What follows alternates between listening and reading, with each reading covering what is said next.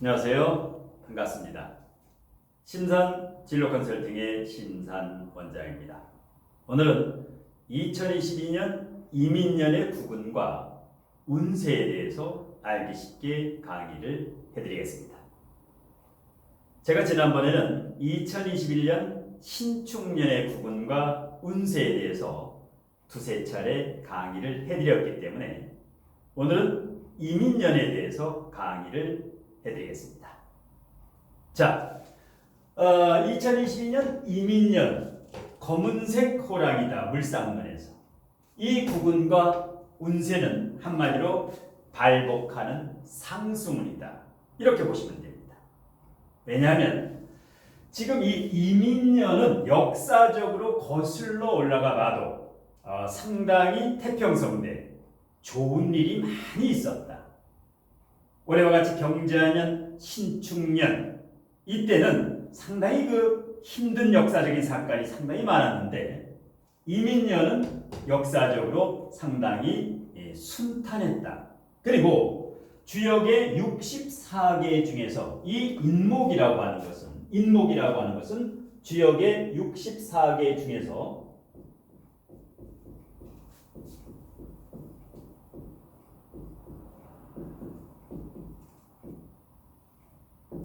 지천태계다. 이렇게 이제 표현을 하고 있는데요. 자, 땅과 하늘이 태평한 궤다. 그래서 주역 64개 중에서는 거의 으뜸으로 쳐주는 궤가 이 지천태계지요.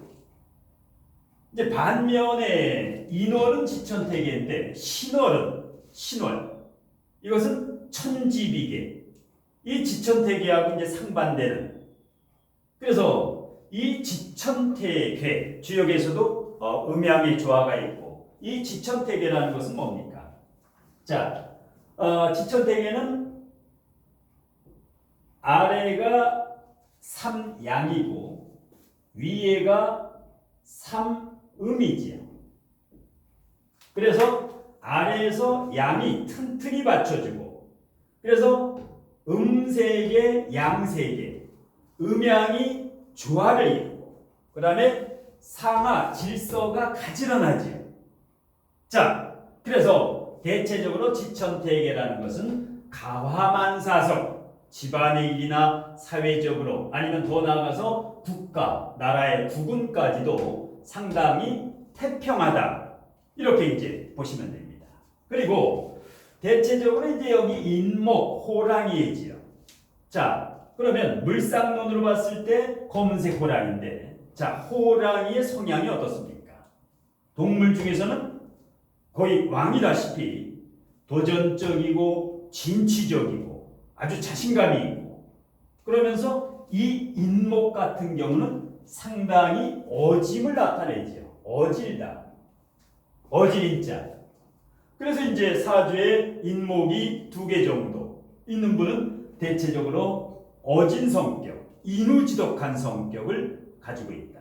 그런데 반면에 사주에 인목이 하나나 2개, 3개 이렇게 인목이 있는 분들의 단점이 또 있습니다.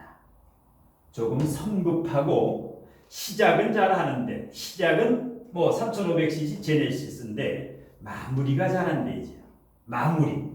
마무리는 모닝이고 시작은 제네시스다. 그래서 이 인목을 가지고 있는 사람의 단점은 성급하면서 시작은 유시무종이다. 시작은 있는데 끝이 좀 부족하다. 그래서 이러한 것을 좀 보완해 주면 좋습니다. 그리고 지장간의 동태를 한번 보겠습니다. 이민년에 인중에 무병갑이 있죠. 그러면 수생목이니까 식신이지요. 식신. 그 다음에 지장간에 식신이 또 있습니다. 먹을 복이. 목생화, 화생토, 식신생재, 재생관까지 천간부터 지지, 수생목, 목생화, 화생토까지 완전히 5글자가 천간, 지지, 지장간까지 순환상생을 하는 금상첨화의 구조가 되지요. 수생목, 목생화, 화생토, 식신생재, 재생관까지. 그래서 일단 주역의 지천태계 외에도 물상이라든가 지장간까지 봤을 때 국운이 상승하는 태평성대임은 틀림이 없다. 이렇게 보시면 됩니다. 자, 작년이 이제 기해년, 올해가 경자년, 내년이 신축년, 해자축, 북방운으로 흐르기 때문에 대체적으로 국운으로 봤을 때 굉장히 힘들지요. 국가삼재지요. 해자축, 작년, 올해, 내년까지가 인류 삼재이자 대한민국의 삼재라고 봐도 됩니다. 왜냐? 작년에 해시면 밤 11시부터 1시 반이지요. 어두운 시간이지요. 올해 2020년 경자년은 시간으로 봤을 때 밤중이지요. 밤 11시 반부터 1시 반. 그 다음에 내년에 신축년은 어떻습니까? 새벽 1시 반부터 3시 반. 아직까지 여명이 밝아오지 않은 칠흑같이 어두운 시간, 추운 시간이지요. 그래서 해자축, 여기는 대단히 힘겨운, 모든 국민들이 힘겹고 인류의 모든 이 지구인들이 다 같이 어려운 국가삼재이자 세계삼재이다. 자, 그런데 이 인시라든가 인목이 오면 어떻습니까? 인시는 새벽 3시 반부터 5시 반이지요. 새벽 4시가 되면 보통 시골에서는 닭이 울지요. 꽃기어 하고 닭이 울지요. 그 다음에 교회의 종소리도 새벽 4시면 어김없이 울려 퍼지지요. 이것은 뭡니까? 사람들이 잠에서 깨어나는 시간, 여명이 일단 떠오르는, 태양이 떠오르고 여명이 열린다. 그래서 대단히 긍정적이다. 그리고 이 인목 호랑이는 어떻습니까? 동물 중에서 왕이라고 하지요. 신령스럽고 아주 영험한 능력이 있지요. 왜냐? 자, 동물 중에서 호랑이가 죽어서 남기는 시체를 본 사람은 거의 없을 정도로, 그 정도로 영험합니다. 아주 그 능력이 출중하다는 거죠. 그래서 이 호랑이 인자가 사주에 월지나 일지에 있다라고 가정하면 진로 직업적성에서 대체적으로 정신적인 분야, 예를 들어서 교육이라든가 종교라든가 문화라든가 그 외에도 뭐 역술이라든가 상담이라든가 무속이라든가 이런 복지사업, 요양 이런 쪽, 즉 정신적인 할인업 쪽으로 가게 되면은 이 진로 직업 적성에 맞는 경우가 70% 이상입니다. 그리고 사주에 이제 인목이 있다라는 것은 특히 월지나 일지에 대단히 박학다식하지요. 아는 것도 많고 그리고 성공력만도 어떻습니까? 호랑이의 기상을 가졌기 때문에 어떤 사업을 실패해도 다시 금방 일어날 수 있다.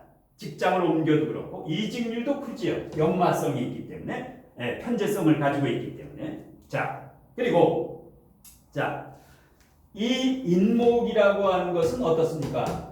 병화의 장생지지요. 병화의 장생지이기 때문에 병화의 장생지라는 것은 정신문화를 의미합니다. 육체적인 게 아니라. 그리고 이 인목의 어원은 한자로 봤을 때 이 인목은 원래 이 앞에 삼수변이 있는 이것을 옥편에서 찾으면 멀리 흐를 연이라고 합니다. 그래서 이 인목의 근원은 이게 물숫자지요. 멀리 흐른다. 이게 수생목이나 마찬가지입니다. 그래서 사주에 인목이 있는 사람은 늦깎이 아주 계속해서 성공이 오래 갈 수 있다. 물론 이 인목이 있는 사람은 직장도 자주 바뀌고 사업도 바뀌기 때문에 산전수전, 공중전을 거치기는 합니다. 그런데 말년으로 갈수록 멀리 흐르고 인목이 있는 사람이 철이 들고 실력을 쌓으면 대단한 이 성공적인, 그래서 긍정적이다. 대체적으로 어원이 긍정적이다. 이렇게 보시면 됩니다. 자, 그리고 또 사주지지에 인목이 있으면서 이민일지도 그렇고 갑인일지도 그렇고 천간에 이게 일간이라고 가정해 봅시다. 천간에 월천간이나 시천간에 병화가 뜨게 되면 어떻습니까? 금상첨화지. 그래서 인목이 있는 사람은 천간에 대운이나 세운에서 병화가 뜰 때 역시 발복하는 상승운이다. 이렇게 보시면 됩니다. 자, 그런데 주의할 점. 이 인목이 있고 병화가 있으면 어떻게 됩니까? 못 먹어도 고지요.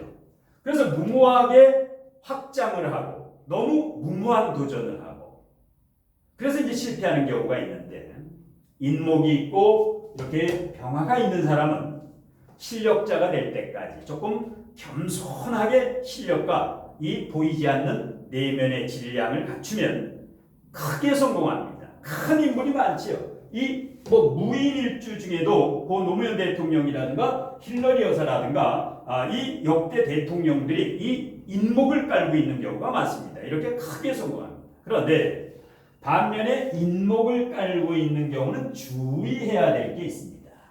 자, 인목이 있으면서 사주에 인사신 삼형살이 있는 경우가 있습니다. 아니면 운에서 오는 경우도 있고 그 다음에 인신충이 되는 경우도 있죠. 사주에 두 글자가 있는 경우도 있고 아니면 한 글자가 있는데 일지나 월지에 있는데 인신충이 되는 경우 이 경우에 살기가 뻗치는 경우가 있습니다. 살기가 뻗치는 경우가 있고 뻗치지 않는 경우가 있죠. 어떤 경우냐? 사주에 수오행과 화오행이 있는 경우는 조우가 맞기 때문에 살기가 최소한이 됩니다. 그리고 인사신이나 인신충 이런 경우 같은 경우는 업상대체로 직업을 권력계통이라든가 할인업이라든가 의료계통이라든가 법조계통이라든가 이런 쪽으로 업상대체를 하게 되면 이 살기를 최소한으로 할 수가 있죠. 그래서 일단은 인사신이 되는 해, 인신충이 되는 해, 이때 이제 주의해야 될 게 있습니다. 인사신이 되게 되면 소송수라든가 아니면 사건 사고라든가 인신충이 돼도 그렇죠. 대체적으로 교통사고라든가 그 다음에 구설수라든가 법정 소송수라든가 이런 게 항상 따르게 되죠. 그 다음에 이 호랑이는 사육사도 무는 경우가 있어요. 자기를 길러준 사육사도 모른다. 그래서 사육사를 이 사주의 주인이라고 하면 내 사주에 있는 호랑이가 내가 아니라 내 사주에 있는 호랑이가 나를 문다라는 것은 뭡니까? 잘 아는 지인이나 친구나 친척이나 이 부모 형제 간에 돈거래를 하거나 아니면 이 배신이나 사기수가 있다. 그래서 항상 인목이 있는 사람은 친한 사람에게 배신이나 사기를 당하지 않도록 각별히 주의하는 게 좋습니다. 특히 어떤 때? 인사신이나 인신충이 올 때. 이때 이제 금전적인 손실이라든가 배신, 사기수를 당하니까 미리 알고 대비하면 좋습니다. 자, 그래서 일단은 인사신이 있거나 인신충이 있어도 사주에 오행에서 수와 화가 있으면 조가 맞기 때문에 큰 걱정을 안 해도 됩니다. 오행이 가지런하게 편중돼 있지 않으면. 그런데 말 그대로 이런 인사신이나 인신충이 있으면서 수화가 둘 다 없거나 아니면 수나 화 중에 하나가 없게 되면 바로 살기가 뻗쳐서 문제가 되죠. 우선 직업부터도 항상 직업에서도 대체적으로 어떤 사채업을 하게 되고 청부업을 하게 되고 다단계 사업이라든가 이렇게 사주가 편중되고 조우가 맞지 않으면 이렇게 이제 살기가 뻗친다는 거죠. 자, 그리고 이 지지에 인목이 있는 사람은 대체적으로 의리가 좋습니다. 충효사상, 부모님께 효도하고 이런 충효사상이 좋고 대체적으로 인목이 있는 사람은 개신교보다는 기독교나 천주교보다는 대체적으로 불교나 무속신앙이나 아니면 무교, 마음수행 같은 이런 게 좋습니다. 그리고 사주에 보면 이 호랑이 인자도 있지만은 인, 사, 신, 술. 어떤 사람의 사주에 인사신술 이 중에 세 글자 이상이 있으면 세 개나 네 개가 있으면 상당히 포악한 성격을 가지고 있다. 이렇게 보시면 됩니다. 왜냐? 호랑이는 무기가 이빨이죠.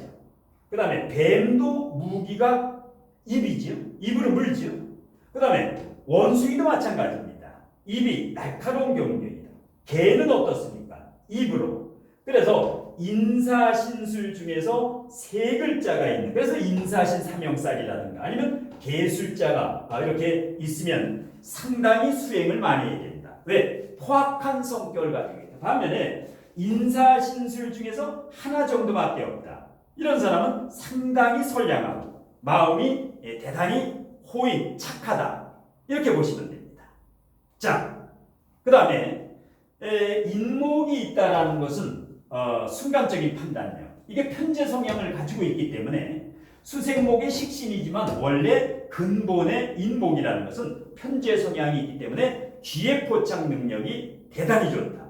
기회포착 능력이 아주 좋습니다. 그리고 상황 판단 능력, 임기응변. 그래서 인목이 사주 월지나 일지에 있는 사람은 실패해도 걱정할 필요가 없습니다. 다시 일어나서 재기에 성공할 수가 있다.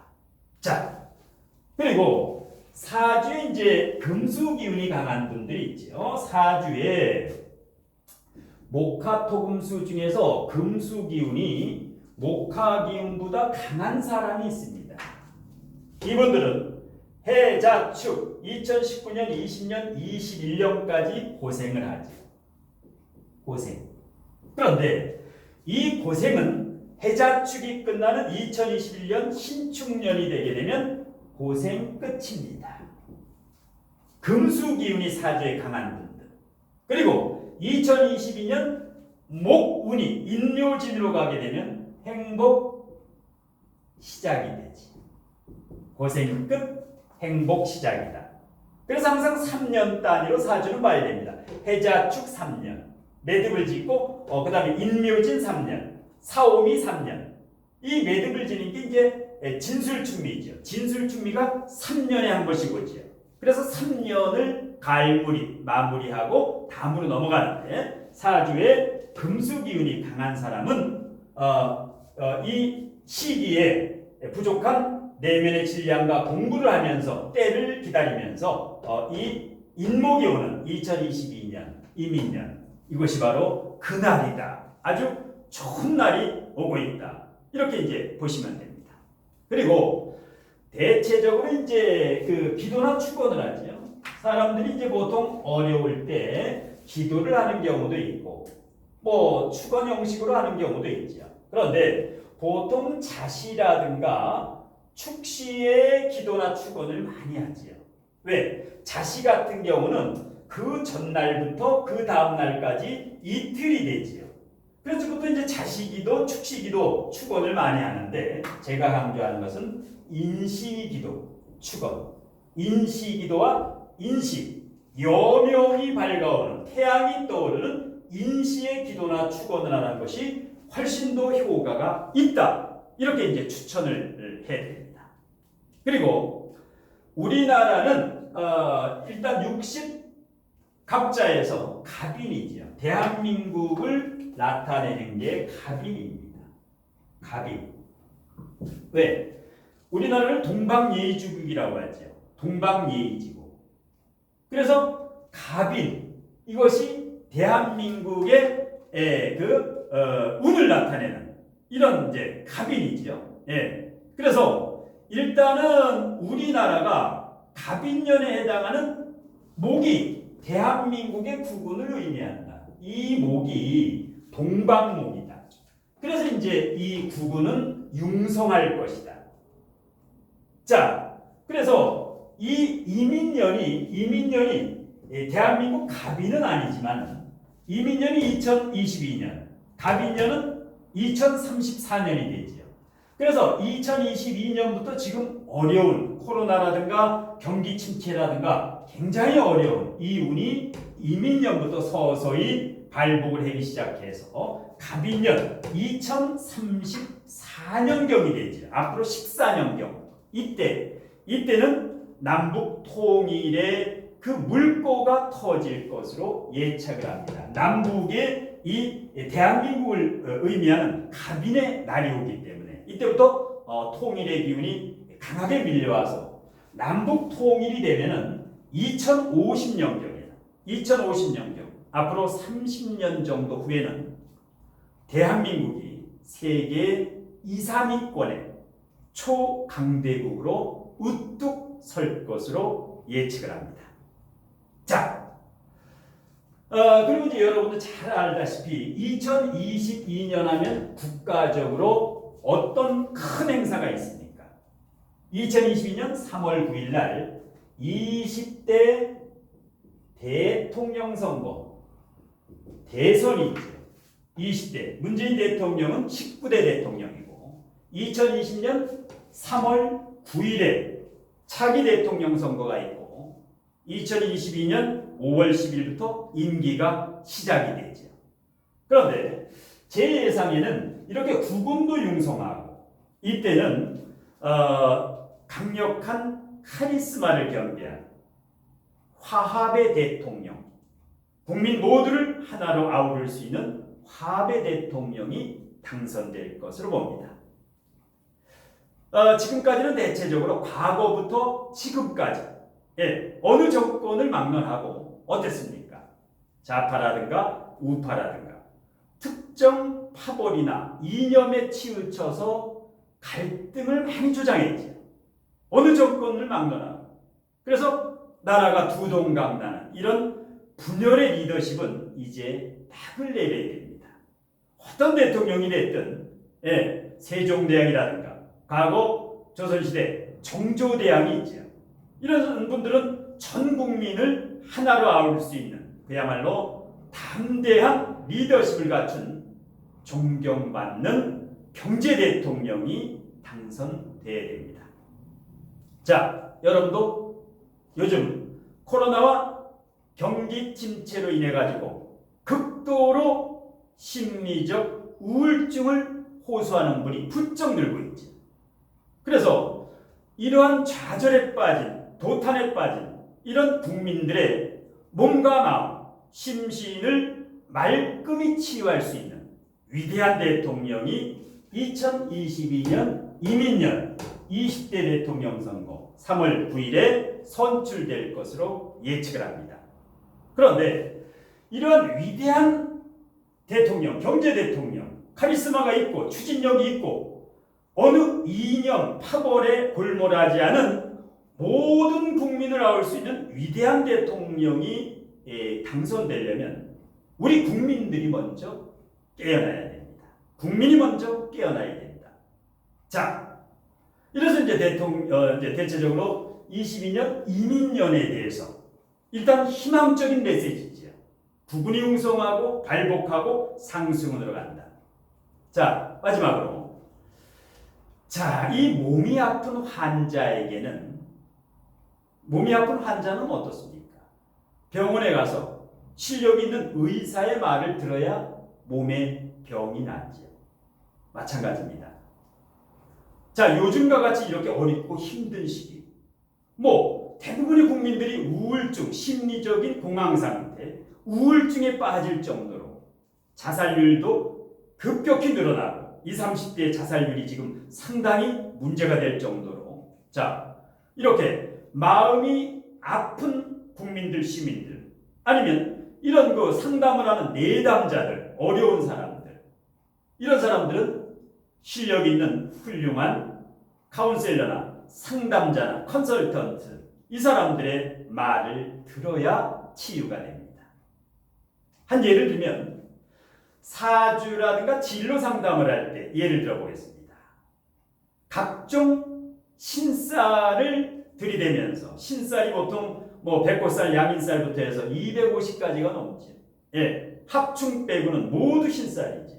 그래서 이런 각종 신쌀로 내담자를 어려움에 처한 사람에게 겁을 줘서 부적을 쓰라, 구슬해라, 이름을 가려라, 아니면 물품을 사라 이런 것을 운운하는 이런 착한 기운의 사람의 말을 들으면 어떻습니까? 주와 인마에 빠져서 나락으로 떨어지게 됩니다. 자, 지금 어렵고 힘든 사람은 용기와 희망을 줄 수 있는 맑은 기운에 존경받는 멘토나 스승과의 인연이 되면 인생의 터닝 포인트가 될 수가 있습니다. 마지막으로 자, 지금까지는 그 일반 지식, 일반 주장, 일반 논리, 한마디로 상식이죠. 상식의 틀에 꽁꽁 묶여서 어려운 겁니다. 자, 이것을 바로 학이라고 하는 학의 시대와 술의 시대는 이미 옛날이다. 이렇게 보면 됩니다. 자, 지금까지는 이 학의 시대, 그 다음에 이 술의 시대였지요. 학술이라는 것은 뭡니까? 어떤 이론이라든가 자기 논리라든가 어떤 비법이라든가 술법이라든가 이런 것은 그야말로 2, 3천 년 전부터 내려온 이것은 상식밖에 되지 않는다. 인간의 질량이 지금 70% 이상으로 급팽창했기 때문에 이것은 인간의 질량이 약했을 때는 학이라든가 술로 각종 비법 도술로 통했는데 지금은 이 시대가 아니라는 거지. 이것은 상식이고 상식의 틀에 묶여 있으니까 어려운 겁니다. 여기에서 벗어나서 이제는 이 법을 만들어야 돼요. 법을 만들어야 돼요. 법은 뭐냐? 이것은 일반 지식이고 자기 주장이고 자기 논리고 상식으로 묶여 있는 겁니다. 이거를 깨고 이거는 진리. 지식이나 주장은 여러 개가 있을 수 있지만 진리의 법은 하나밖에 없습니다. 이 진리의 법을 설하려면 부단히 자신을 갈고 닦고 마부작침으로 절차탕마하면서 내공을 갖춰야 됩니다. 내공을 갖춰야 됩니다. 자, 그래서 이제는 학과 술의 시대가 아니라 법의 시대다. 그래서 법의 힘을 갖춰야 됩니다. 한마디로 사람을 바르게 대할 수 있는 힘이다. 사람을 어떻게 그 사람의 어려움을 근본적으로 풀어줄 수 있는 것. 뭐 주역을 사주를 잘한다고 그거는 학과 술입니다. 사주 뭐 이런 타로라든가 일반 주역이라든가 뭐 여러 가지가 있죠. 김은둔갑이라든가 유김이라든가 육효라든가 그걸로 이 제주 부리던 시대는 옛날이라는 겁니다. 이제는 플러스 알파 법의 힘을 갖춰야 된다. 진리의 지혜를 흡수해서 내면의 질량을 채우면 저절로 거기서 물리가 터져서 이 법의 힘이 나옵니다. 진리가 나옵니다. 그러면 이 학과술로는 어려움에 처해 있는 사람의 임시방편으로 치유해 줄 수 있지만 법의 힘을 갖추면 어렵고 힘든 사람의 몸과 마음을 근본적으로 치유할 수가 있습니다. 자, 이렇게 해서 이제 이민년의 구금 및 운세에 대해서 강의를 해드렸는데요. 코로나 사태로 인해서 극심한 경기 침체와 심신이 지쳐있는 분들 모두 어려운 시기에 용기 잃지 마시고 힘내시기 바라네요. 어렵지만 우리는 희망을 잃지 말아야 됩니다. 2022년 이민년 상승운으로 발복하는 이민년까지 좌절하지 마시고 늘 긍정의 마인드로 화이팅 하시길 천부경으로 축원하면서 심사원장의 2022년 이민년 구군 및 운세에 대한 강의는 이것으로 모두 마치겠습니다. 고맙습니다.